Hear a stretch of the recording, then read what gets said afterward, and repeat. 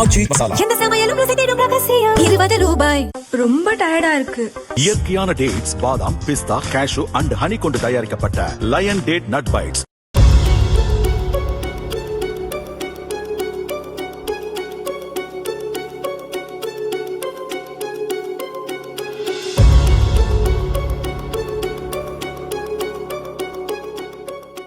லஞ்சம் அதிகமாக புழங்கக்கூடிய துறைகளில் பத்திரப்பதிவுக்கு அடுத்து வருவது போக்குவரத்து துறை. டிரைவிங் லைசன்ஸ் எடுக்கவும் எஃப்சி பெறவும் தினமும் ஆயிரக்கணக்கான மக்கள் ஆர்டிஓ அலுவலகங்களை தேடி வருகின்றனர். ஒவ்வொரு வேலைக்கும் ஒரு ரேட் என லஞ்சம் நிர்ணயிக்கப்பட்டு புரோக்கர்களால் வசூலிக்கப்படுகிறது. நீண்ட காலமாக தொடரும் இந்த லஞ்ச நடைமுறையை இதுவரை எந்த ஆட்சியிலும் மாற்ற முடியவில்லை.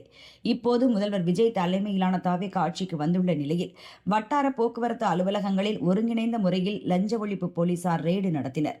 மாநிலத்தின் வெவ்வேறு பகுதிகளில் 45 வட்டார போக்குவரத்து அலுவலகங்களில் நடத்தப்பட்ட இந்த சோதனையில் ஏராளமான அலுவலர்கள், ஊழியர்கள் கணக்கில் வராத பணத்துடன் பிடிபட்டுள்ளனர். அவர்களிடம் விசாரணை நடத்தப்பட்டு வருகிறது. கோவை காந்திபுரம் மத்திய ஆர்டிஓ அலுவலகம், திருப்பூர் தெற்கு, தென்காசி, நாகர்கோவில், திருநெல்வேலி, புதுக்கோட்டை, கள்ளக்குறிச்சி, கரூர், கும்பகோணம், திருச்சி, செஞ்சி, சேலம், கந்தம்பட்டி, ஸ்ரீவில்லிபுத்தூர், காரைக்குடி, மதுரை மாவட்டம் வாடிப்பட்டி உள்ளிட்ட வட்டார போக்குவரத்து அலுவலகங்களில் லஞ்ச ஒழிப்புத்துறை போலீசார் ஒரே நேரத்தில் சோதனை நடத்தினர். போலீஸ் சோதனையை அறிந்த புரோக்கர்கள் அலறி எடுத்து ஓட்டம் பிடித்தனர்.